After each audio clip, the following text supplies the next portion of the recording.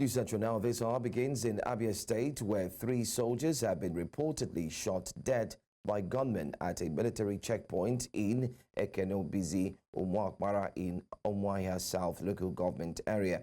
The incident, which occurred early Wednesday morning, left commuters stranded and the community tense as the army has barricaded the scene of the attack. News Central's Chinwe Ugele reports. These trucks would have ordinarily reached their locations or got closer to them had there been free access on their route since morning.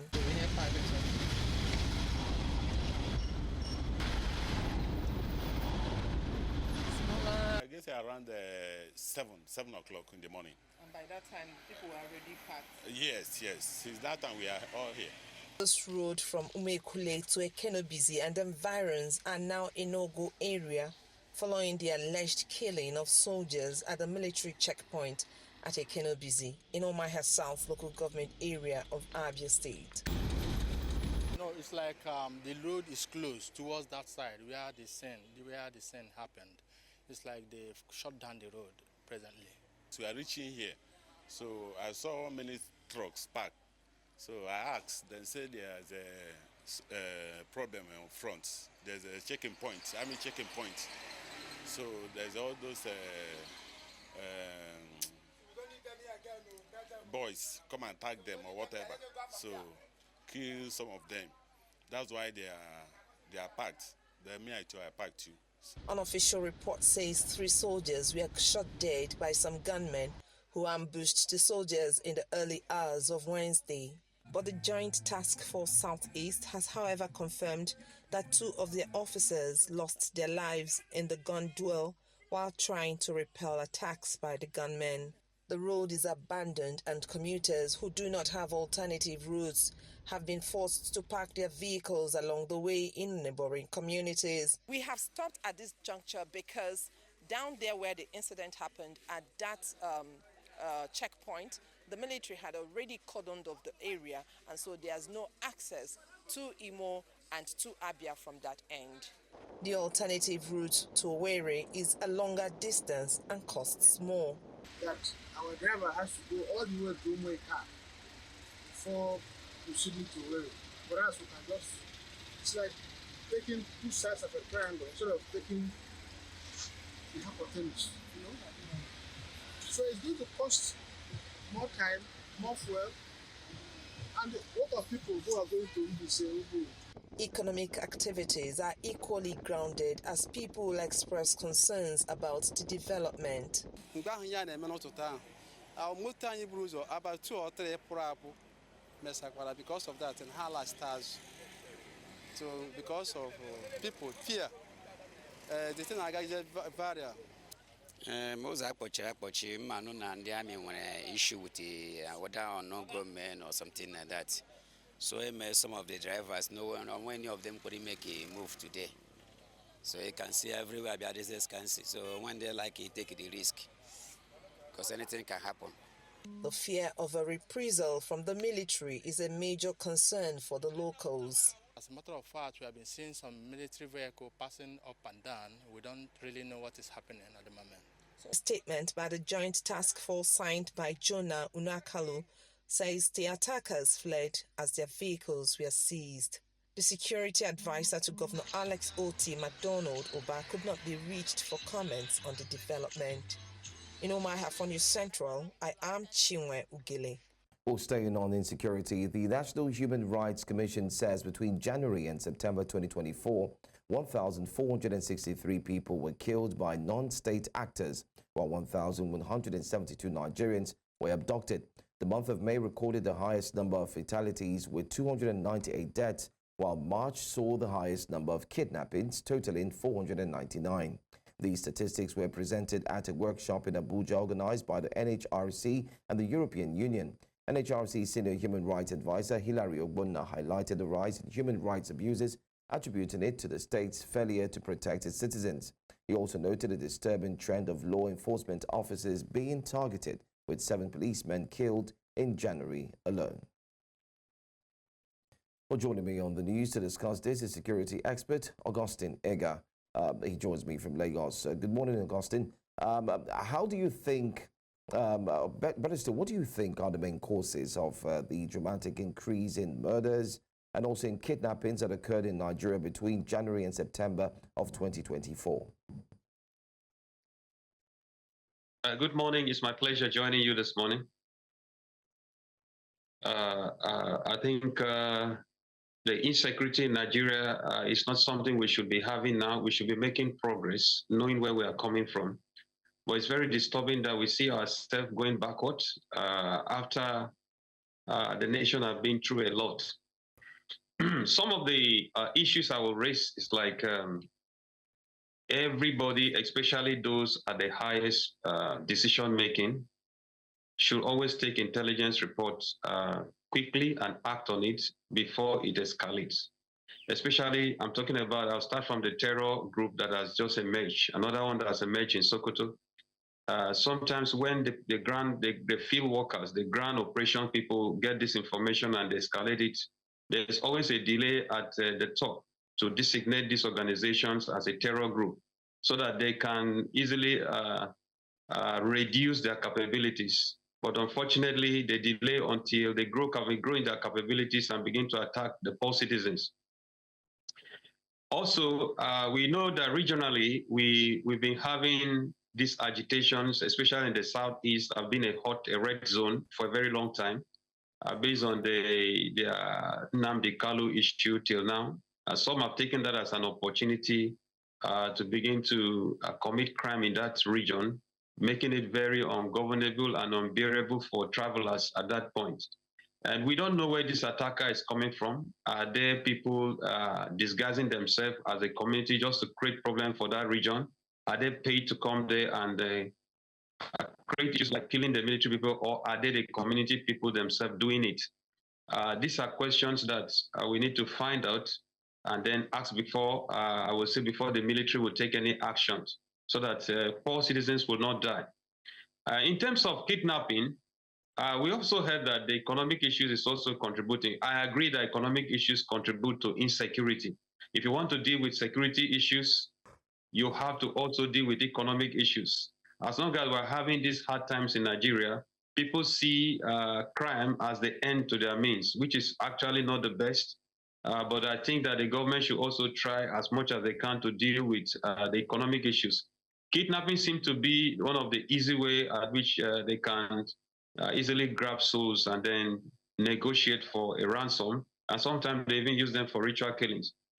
I will also attribute to kidnapping why there's a rise because of the social media thing that we have in Nigeria. Everyone wants to be at the social media. We want to have a social media page that is active, that is liked by many people, thousands of people. They post all kinds of things, even regarding their families, their children, their homes. And people could see, the attacker could easily see what you have in your house. They flaunt their cars, their wealth, and all of that.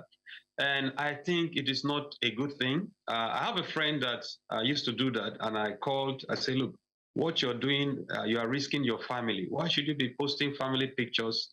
Every good thing, even in your sitting room, people could see it on the internet. Don't you think you're bringing danger to your house? You say, oh, sorry, I didn't know about this. You have to change. So I think people should begin to classify their information and know which information they divulge. Okay, we just have a society where we just bring people in and divulge all kinds of information. So most times the attacker don't even need to come to your house. They profile from the social media and they mobilize and do what they want to do. People should be discreet about their movements. Their children, especially the children houses, they know when they target them, they know where the children school, where they school, when they come back, which buses they follow. Even the drivers of their school buses today have compromised. So we're living a very dangerous time. So I think families should be very careful and individuals should be careful how they handle their information. Now, okay, Mr. Edgar, sorry to butt in. I want to also, I'd like for us to focus on the security and police officers themselves, some who have lost their lives. If you take a look at these statistics, I would also mention that in January, some police officers had lost their lives. And not quite long ago, in our first news bulletin, somewhere in the east, right there in Umuahia, we also saw police security operatives also losing their lives. So what steps can be taken to safeguard police officers and other security professionals? And what part do you think law enforcement agencies can play in halting the trend of targeted attacks on them? Well, this is a very big one because we observe that these police people, except the one that they bring to the in the line of duty, they pay a lot of price with their blood.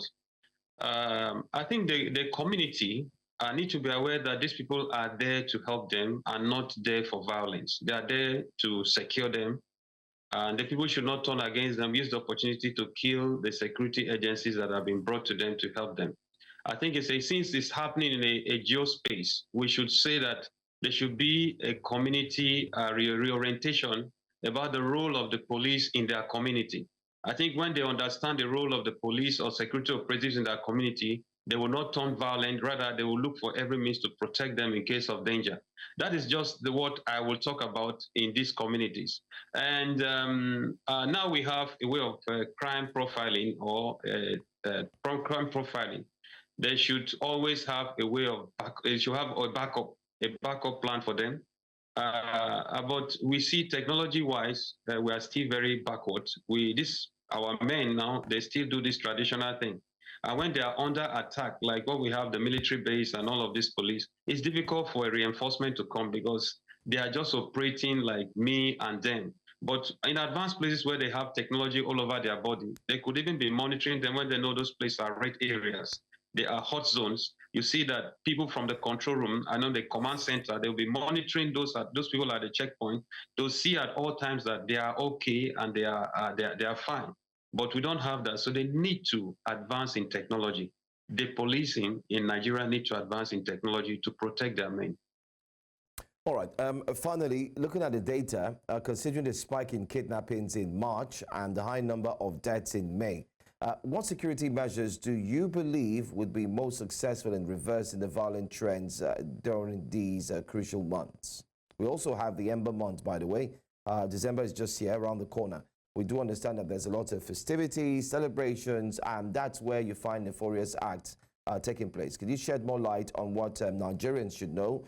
And back to also my first question, what you think can be done to stop that trend? Whatever we can do is to reduce. It's very difficult to stop crime totally, but you can put out measures to reduce it. So reducing these measures start with us.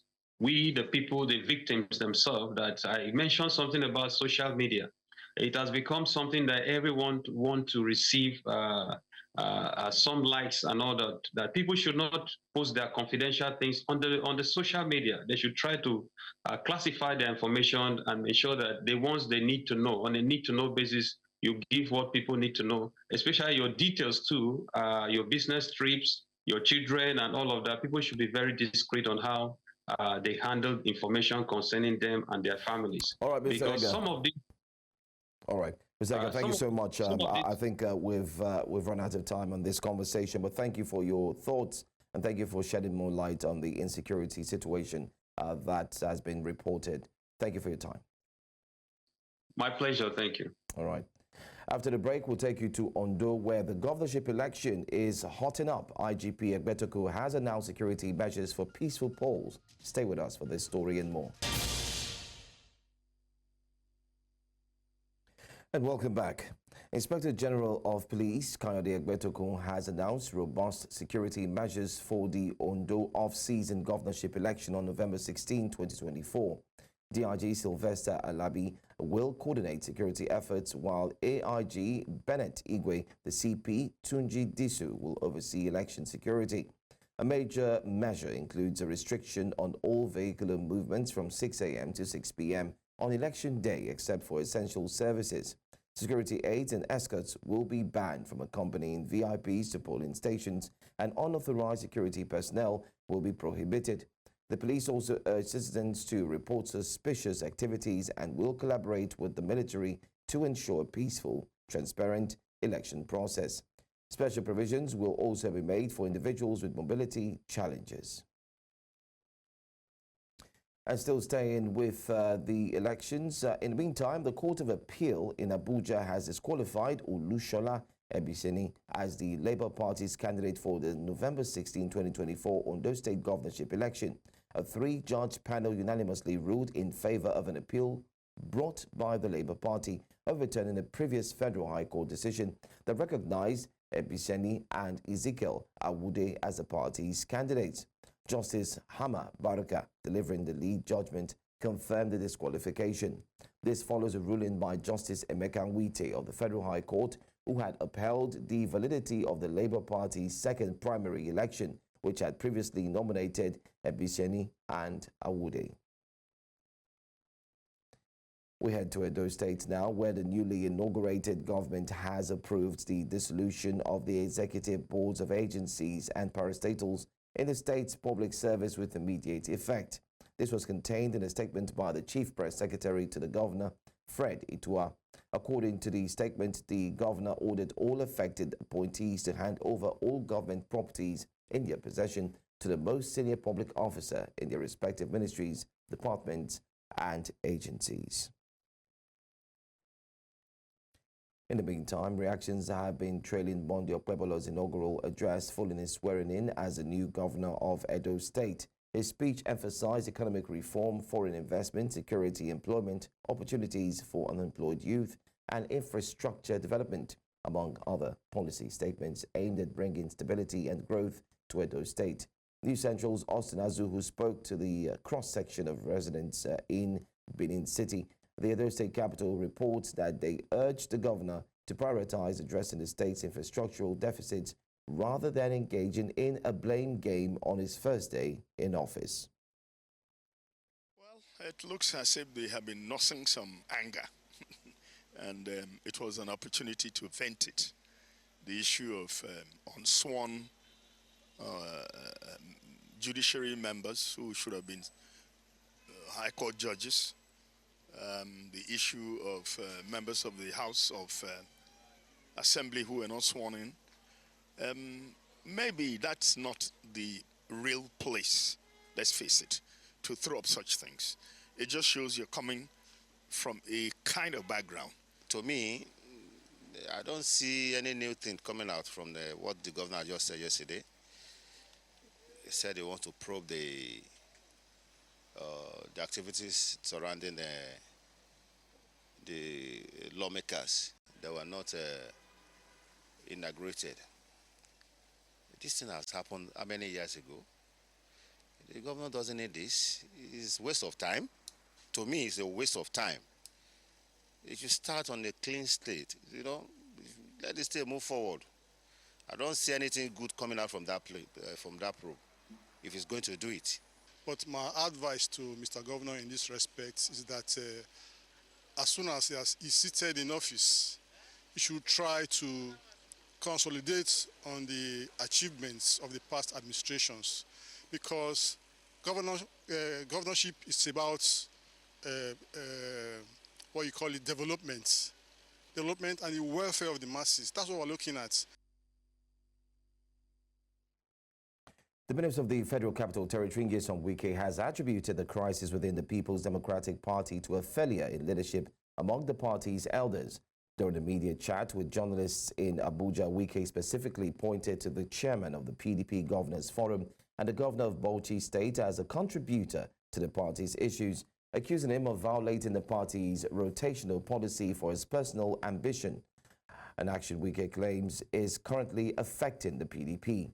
He added that the current crop of leaders in the PDP are unwilling to make the necessary sacrifices for the party to remain strong and dynamic.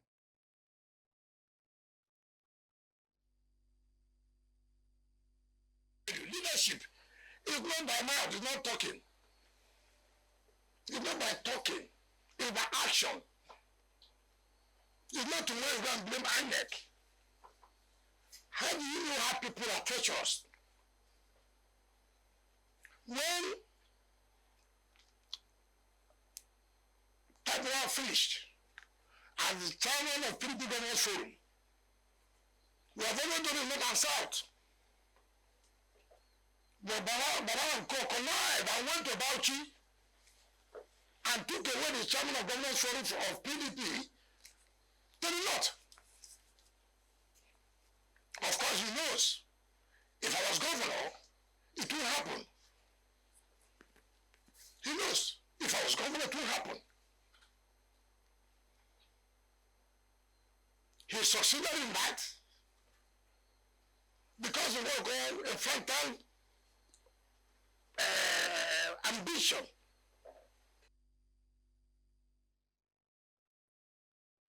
Let's now turn our focus to the education sector. The Minister of Education, Dr. Morufo Alausa, has urged labor unions, especially those in the educational sector, to prioritize the welfare and education of students over strike actions. Alausa made this appeal during the opening of the 359th Quadrennial National Delegates Conference of the Senior Staff Association of Nigerian Universities, held in Abuja on Wednesday. The minister emphasized that industrial action should not be the first resort when drawing government attention to the union's demands. He acknowledged the frustrations experienced by unions due to unfulfilled government agreements in the past, but reassured that President Bola Tinubu's administration is committed to honoring its promises and agreements. Well, still staying with educational story, educators in Nigeria say providing equal learning opportunities, particularly through competitions, plays a pivotal role in national development. This was highlighted at a recent Abia State competition organized to provide educational opportunities for low-income schools in Lagos. News Central's Omolola Olade tells us more. There is a long-standing perception among educators and economists about competition improving school market performance. While students from elite schools have opportunities to perform on big stages, students from low-income schools may not have the opportunity to do the same. It is on this premise that the Regalo Foundation organized its first EduStake quiz competition to bridge the gap in educational access while providing learning opportunities for students from low-income schools. A lot of schools in these low-income communities don't have or they don't get to experience and perform on a stage. That they don't get to compete with other bright or bigger schools, let me put it that way. So we brought about this competition to be able to give them that room, give them that stage, give them that opportunity to also sharpen their minds and be able to stand out. While educational competitions provide tremendous opportunities and incredible rewards for students, teachers believe it's an eye-opener for tutors. So the kids is actually an eye-opener. To the teachers, it means we still have lots of work to do with the children, most especially when it comes to their pronunciation. But nevertheless, let's always try as much as possible to prepare our students ahead of any competition. It's an eye-opener, and we should continue to intensify in all what we do as an educator and also as a school. Some of the students share their excitement as they emerge winners. They, however, believe winning is the only reward for their hard work and preparation. Actually, I did not expect to win this competition, but on getting there, I make sure I was very calm. So, and glory be to God, very happy. Actually, we just started a few days ago, or we came out as a finalist, but not the winner yet, which was very nice. At first, I was anxious, but at the end, I came out all good, and it was nice, and I had a lot of experience. I learned a lot. Creating equal educational opportunities for children, regardless of their socioeconomic background, remains crucial to the development of the nation. Hence, the creation of policies to ensure equal and accessible education. In Lagos, for News Central, Omolola Ololade. As the world continues to adapt to rapid digital transformation, Nigeria's education system is experiencing a similar shift, with more institutions embracing online and hybrid learning models. However, this transition has not been without its challenges. As universities across Nigeria increasingly adopt digital and hybrid formats, how are students and lecturers adjusting to this new era of education? News Central's Chidima Ona explores this in her report. Digital learning, or e-learning, is steadily becoming the norm in Nigerian educational institutions. As more universities and schools embrace this model, it aims to make education more accessible and convenient, allowing students to learn from the comfort of their homes. While this approach has received widespread acclaim, it is not without its challenges. We spoke with a university lecturer to gain insight into the realities of e-learning and the obstacles faced in adapting to this shift. You talk about infrastructure issues. Essentially, that is the number one issue. For example, while the class was ongoing, there was power failure, right? And the power failure also has to is connected with the internet provision. The internet is driven by electricity, but if not that I have a private internet provision, that probably will have truncated the class. This shift in dynamics is something that students have also noticed. While some students are adjusting well to online learning, others feel disconnected. When asked whether they prefer e-learning or physical classes, a group of students expressed varying opinions. Teaching online, sometimes if I don't understand, to put like the thoughts and the words on which part I don't understand, it's hard. And sometimes the teacher don't get what I'm trying to say. Well, I kind of prefer e-learning. And most of them do have personal coaches where you can go back to message them on the parts you don't understand and the ones you do understand on. I prefer physical learning because if we're being tutored on e-learning using video call, there could be network lagging and lots of connection, so we won't be able to focus. I won't be able to continue with learning from where we stopped. Dr. Faremi also highlighted that while the transition to online learning offered flexibility, it required more preparation and adaptation than expected. He urged for increased support from universities and the government. Well, I think government should see it that the provision of laptops, the provision of internet modem, the provision of even data subscriptions are now tools for the work to be delivered, not luxury anymore. While the transition to digital and hybrid learning has its challenges, the move is an inevitable step in Nigeria's educational evolution.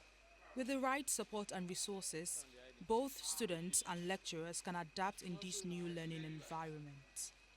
In Lagos for News Central, I am Chidinma Ona. In Nigeria's northeast, Borno State government has pledged to support young genius Musa Zana Mustafa's Kanuri Artificial Intelligence Initiative. The government's decision to support the young genius and the project was made public after a report by News Central Television highlighted the potential of the platform to bridge generational gaps and safeguard endangered cultural practices. News Central's Umaru Kirawa, who has been following up with the development, completes the report. Musa Mustafa, an innovator, developed the artificial intelligence platform aimed to promote and protect the traditions and history of the Kanuri people, including the legacy of the ancient Kanem Borno Empire. Borno State Commissioner for Information and Internal Security takes a look at the technological initiative and expressed the government's commitment to making it an integral tool for cultural preservation. We are going to see how we are going to support, build up the app and see if we can bring it into the mainstream. The government highlighted the importance of the project in safeguarding traditional knowledge, emphasizing that Mustafa's work is a step toward a digital future for the region's culture. We keep an eye on Musa Zanna, on his education, as well as the app that he just developed. The future is going to be very, very interesting for him and for our state too. As you can see, we are coming out of the insurgency. A lot of interesting things are happening. Young people are coming on with good ideas. The young innovator, Musa Mustafa, who has been admitted into the University of Maiduguri, following News Central's reportage, speaks about the development. The state is going digital, and this is what is needed in the 21st century. Now that the government has intervened, it will be crucial for every individual to go for digital skills, and one of it is artificial intelligence. Family of the young innovator, Musa Mustafa, had this to say.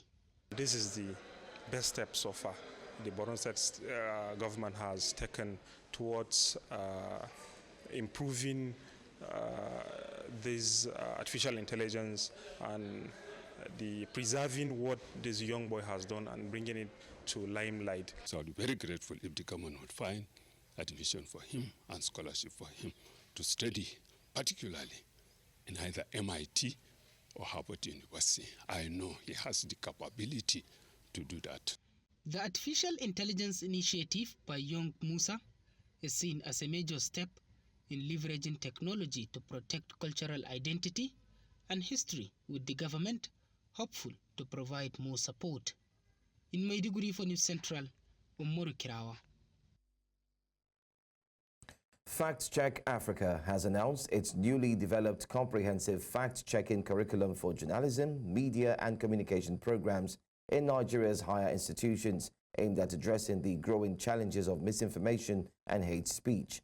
The convener of Fact Check Africa, Abidin Olasupo, said the curriculum is designed to equip students with essential tools, including the use of artificial intelligence to fight the spread of fake news, misinformation, disinformation, and hate speech across various platforms. Olasupo added that the rise of digital media has introduced new challenges to public trust and social harmony. The curriculum will formally be presented for validation at the 25th International Conference of the African Council for Communication Education at Bayes University, Abuja, from 12 to 15 November 2024. Let's also tell you that a winner has emerged at the 9th National Quiz Competition on Legislature and Democracy organized by the National Institute for Legislative and Democratic Studies. This competition, which invites students from across the country, aims to deepen the understanding of democracy and governance in Nigeria among senior secondary school students. News Central's Idong Joseph has more. It was an exciting moment for students of Enitona High School in Port Harcourt when they realized that their hard work and late-night study sessions has paid off. The journey began at state level and progressed through the geopolitical zones, where one school qualified to represent their zone in discussions about democracy and Nigeria's legislative system. Very, very, very excited. I don't even know how to express my joy. It's just the grace of God. I'm just very, very happy because God has shown us mercy and given us this opportunity. So I'm very, very happy. And I want to glory unto this grace because for granting us our heart desire. We had sleepless nights studying for this. Even yesterday night, when we slept was around 3 o'clock. 3 o'clock, that's 3 a.m. We were studying because of this competition. The competition not only connects younger generations to Nigeria's democracy, but also enhances their understanding of the nation's legislative framework. The Speaker of the House of Representatives and the Director General of the National Institute for Legislative and Democratic Studies emphasized the importance of the National Assembly's role and how such competitions are relevant to developing informed citizenship. The legislative process is where debate, deliberation, and consensus guide us towards national progress. And as young Nigerians, you are vital to this journey. By participating in this competition, you are already stepping into a role that is crucial for our democracy's future. The competition is also targeted to stimulate the interest of young students and make them more proactive in matters relating to the legislature and democracy. The winner of the 9th NEET National Quiz Competition on Legislature and Democracy will be awarded a scholarship from the first year in the university to the end of his or her program. In Abuja for News Central, I am Idong Joseph.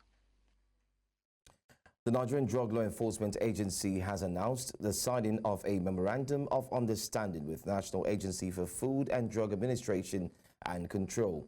The NDLEA chairman, during a visit by NAFDAC officials to the agency's headquarters in Abuja, stated that the partnership will enable both agencies to enhance the sharing of vital intelligence, resources, and expertise to curb the flow of illicit drugs in the country. News Central's Joshua Imarayi has the details in this report. The Director General of the National Agency for Food and Drug Administration and Control during a visit to the headquarters of the Nigerian Drug Law Enforcement Agency in the nation's capital, Abuja. The visit marked the signing of a renewed partnership between the two agencies to combat the threat of drug abuse and flow of illicit drugs into the country.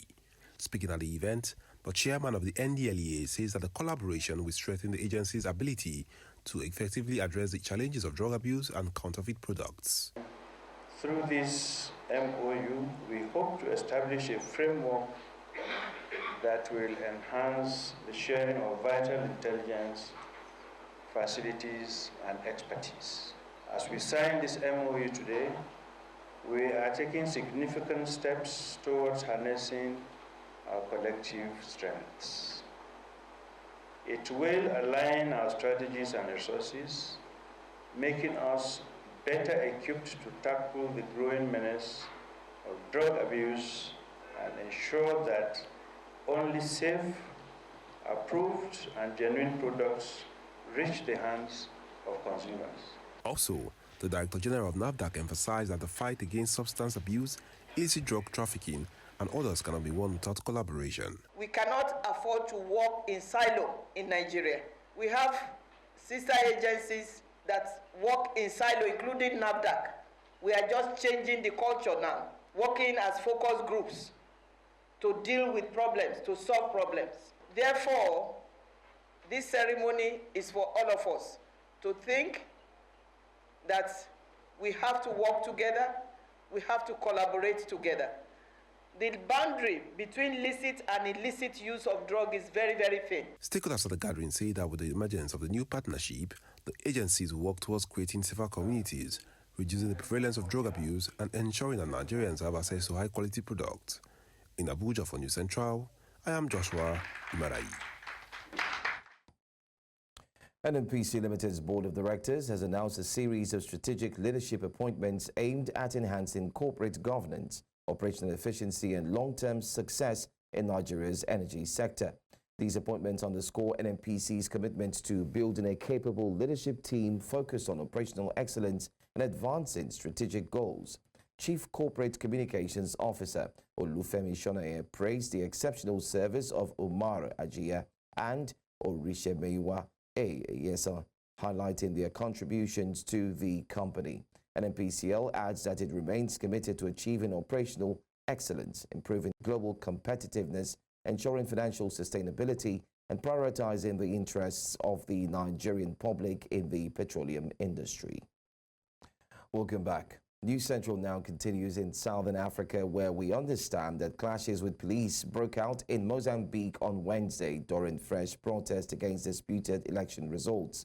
2 people were reportedly killed, and the violence forced the closure of the main border with South Africa. On Wednesday, opposition leader Venancio Mondlane called for a new round of protests to begin after the election authority declared that the Frelimo party, which has been in power since Mozambique's independence from Portugal in 1975, had won the October 9 elections. A police crackdown on protest against the vote, which Mondlane claims was rigged, has already resulted in the deaths of at least 30 people. Demonstrators have vowed to return to the streets on Thursday and Friday. In the historic moment, U.S. President-elect Donald Trump has thanked President Joe Biden for his pledge to ensure a smooth transfer of power. Following a historic return visit to the White House, Trump expressed his appreciation for the gesture, saying politics is tough and in many cases it's not a very nice world. The two men shared a handshake in the Oval Office as Trump added that the transition between administrations would be smooth. The meeting marks a significant step towards the peaceful transfer of power as Trump prepares to take office for a second term. Elect and former President Donald, congratulations. Thank you very much. And looking forward to having like we said, a smooth transition. Do everything we can to make sure you're accommodated, what you need. And we're going to get a chance to talk about some of that today. So good. Welcome. Thank you back. very much. And thank you very much. And politics is tough, and it's in many cases not a very nice world, but it is a nice world today, and I appreciate it very much. A transition that's so smooth, it'll be as smooth as it can get, and I very much appreciate that, Jim. You're welcome. Thank you all.